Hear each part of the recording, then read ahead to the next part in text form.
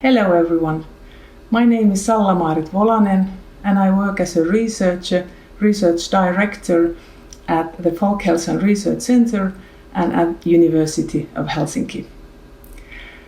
My early background is in social sciences. Then I did my doctoral dissertation at the Faculty of Medicine, Department of Public Health. So I consider myself half social scientist, half public health scientist. I'm also a MBSR trainer. Today I will present you the pioneering Finnish healthy learning mind. For the next 15 minutes I will talk about our pioneering healthy learning mind research and implementation project. First, few words about the world-famous Finnish education system. One of the main reasons for our success is the fact that our education system is human-centered instead of system-centered. The main word being trust. For example, the governmental policy is always combined with local needs. So that every school and every teacher are allowed to make their own interpretation of the national curriculum, from which follows that our highly professional university-educated teachers have a lot of pedagogical freedom in their classrooms. And what is totally exceptional here in Finland is what we call wide-ranging or extensive learning. And in the core of that idea is that the children will learn skills of human being, how to be a human being in schools. So, about our Healthy Learning Mind project. The project was born in 2011 as I joined a workshop held by Michel Limentour Sive, the leader of a CEL program in Phuket's international school at that time. And I joined Michel's workshop, and in the workshop I realized that compassion and skills, qualities alike, are something we can train and learn and cultivate within us.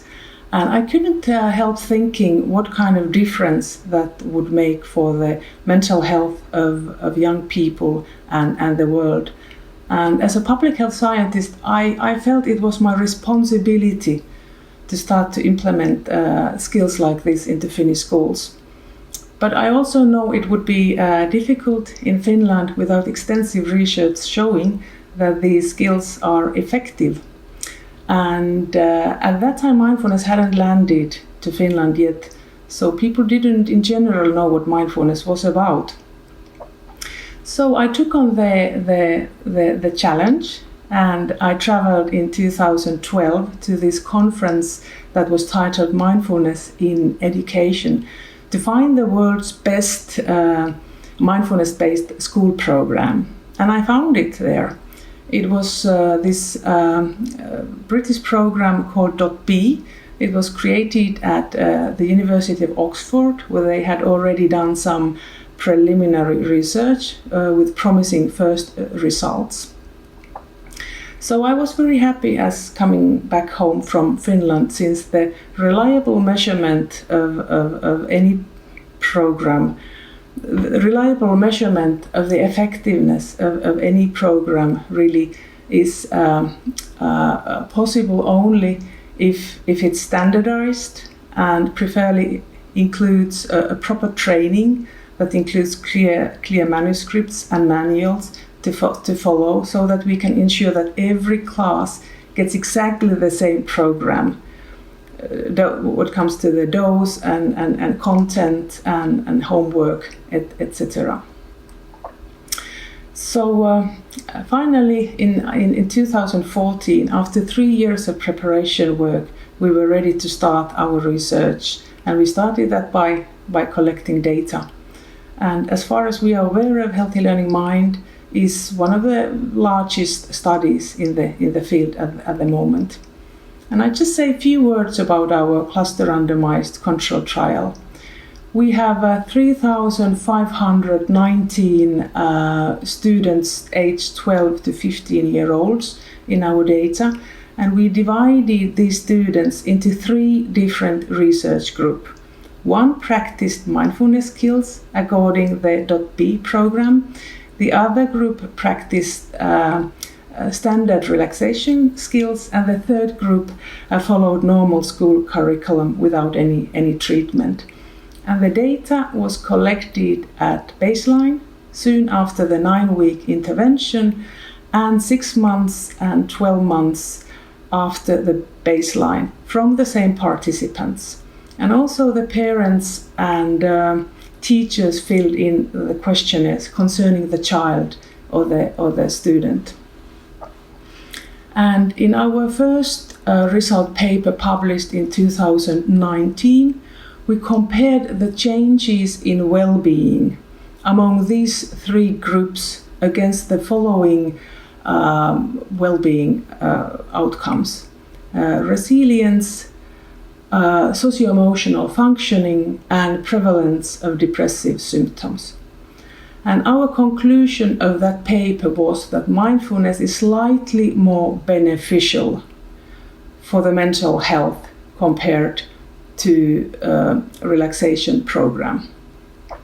Also, we speculated that regular mindfulness practices in schools could probably intensify the effects, and that is something we hope that we are able to answer ourselves also one day. So similar research designs have shown quite similar results, and I of course hope that our research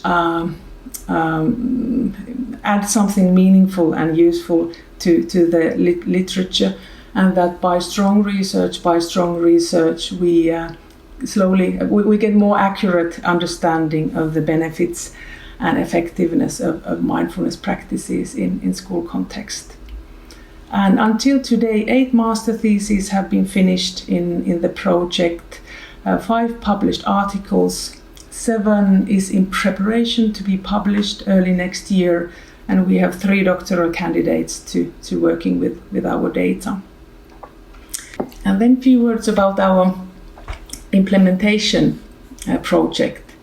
In 2016, we got a health promotion grant from the Ministry of Social Affairs and Health for the implementation of mindfulness practices into Finnish schools. I was of course thrilled. It was my goal from the beginning, and that government was supporting this implementation of mindfulness into schools, and so soon. It was of course wonderful. But and here comes the but. Very soon after we had started to work with our RCT student study and cooperate with schools, we realized that we couldn't implement .B into Finnish schools. That had been our plan in the beginning, since Finnish teachers would have been forced to tightly follow the detailed manuals and program of .B, which is of course wonderful to have such a manuals and program. But for Finnish teachers who are used to have a lot of pedagogical freedom in their classroom, I don't think that would have worked out very well. So what comes to our implementation project, we had to start from scratches. But fortunately, we had learned some important lessons while working with schools. And the first and the most important lesson was that the implementation projects needs to start from training teachers, not from students. And also what we have learned was that the same applied, of course, us. Also, we had to come up with something else than heavy program with detailed manuals, our teachers to follow. So what we did, we started by developing a mindfulness-based well-being program that was tailored for Finnish teachers and school personnel. And one big question in the beginning was that what was the best way to train the teachers? Because we wanted the training to be scalable and easily and equally accessible to all, which are also important factors here in Finland, also in general. So we recruited 54 teachers for our pilot training and divided these teachers into 3 different groups. One group joined our face-to-face training, the other group joined our web-based training, and the third group joined a training that was a combination of these 2 earlier mentioned. And alongside this pilot teacher training, we conducted a feasibility training, including the promoting and inhibiting factors of implementation, as well as well-being effects of mindfulness among teachers. So what did we find with regard of different training forms? The satisfaction of the face-to-face training, mindfulness training, was expectedly highest, being 9.45. And the web-based mindfulness training was expectedly lowest. But the teachers were satisfied also with our web-based teacher training, which got 8.2 points out of 10. So we realized that the web-based training was a good option. It was good option to start the implementation with that. And just briefly, a few words about the content of our training. It's based on MBSR and several mindfulness-based compassion programs, and it includes 2 modules. The first module of our 8-week web-based teacher training, it includes video material, recordings, and online Zoom meetings, and themes that are discussed are body awareness, mind, emotions, compassion, self-compassion, social interaction, and also aspects of how to be a mindful teacher. What does it mean to be a mindful teacher? And during this first module, we really emphasize the teachers that this training is something only for themselves, for their own well-being. And we actually ask them not to think of their students at this point at all. And only after finishing the first module are they allowed to join our second module, where they learn how to bring these practices to their students, into their schools. And this is a 6-week implementation training, and like first module, it includes video material, recordings, Zoom meetings, literature, and an implementation assignment. And this means that teachers plan and test a procedure or model that works best for them with their students in their school, and then they share these ideas with each other and with us. And this has proven to be very, very empowering. So at the end of 2018, we were ready to start the implementation of our web-based teacher training. And at this point, we got, again, good news. Finnish National Agency for Education gave Finnish National Agency for Education, that is an institute that is in charge of our national curriculum and in charge of teachers' further education. They gave us a grant. So our mindfulness-based teacher training was now part of teachers' official further education. And the teachers were giving 8 academic credits for joining our training, and it was also totally free for them.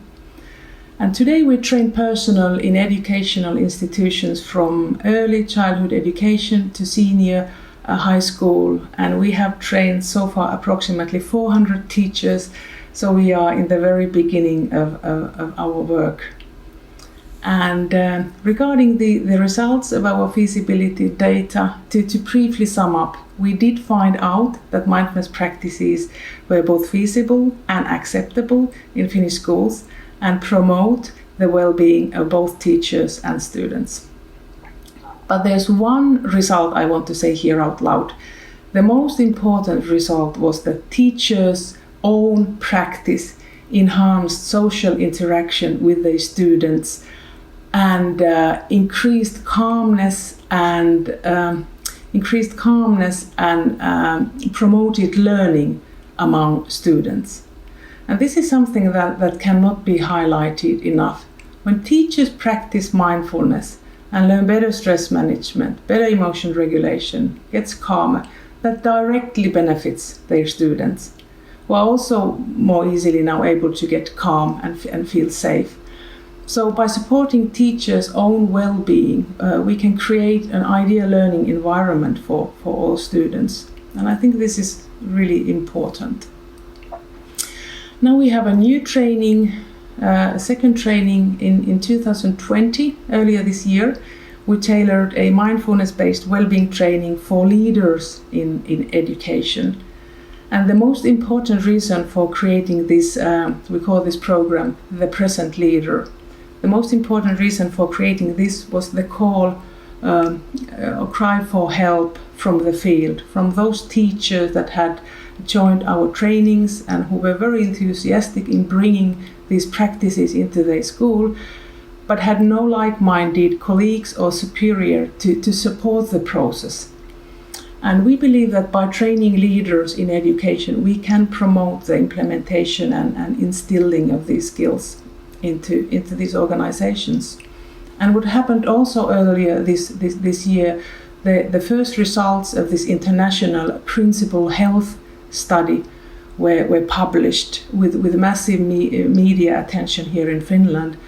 And they had found out that 10% of Finnish principals were exhausted, and 1/3 of Finnish principals were under risk of getting exhausted. So I think our leader training is very timely and even more important we could imagine beforehand. Few words. Well, we have done this 10 years, bringing mindfulness skills into Finnish schools. So what have we learned during this nearly 10 years of journey? And I would say that one word above other is collaboration. There's need to collaborate with several stakeholders if we wish to make a real change in educational institutions. And one of the first things I did when we started this all was that I contacted the Finnish National Agency for Education. And I think it's very important that our work is aligned with the goals of a national curriculum, since only then can we be able to support our teachers. And also what has been very important is the collaboration with teachers, with early childhood educators, with leaders, with school personnel, with all those to whom we make these well-being programs. It's really crucially important. And research may sometimes be so busy with these millions of things and details that are part of the research. And therefore, it may be easy sometimes to forget to take the target audience, that the target audience to whom we make these well-being programs, we need to they need to be heard and taken into account already while we are planning these programs. It needs to be an interactive process. And also what we have learned to be really important is to support teachers in their own practice and in their implementation work also after their own training period is over. And the less like-minded colleagues the teacher has in his or her own organization, the more important this support from us can get.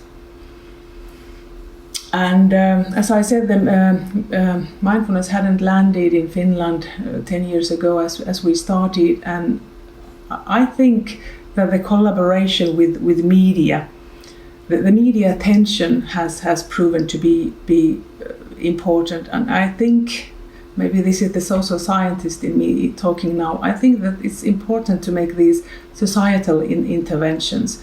When I, for example, talk about our research or mindfulness skills in schools in more general level, as a researcher, in, for example, our main newspaper, Helsingin Sanomat, or main TV news, people, the big audience, they at the same time they learn, for example, that mindfulness and compassion and skills and qualities alike are target of cutting-edge neuroscience research and explored in the top universities all over the world, including Finland.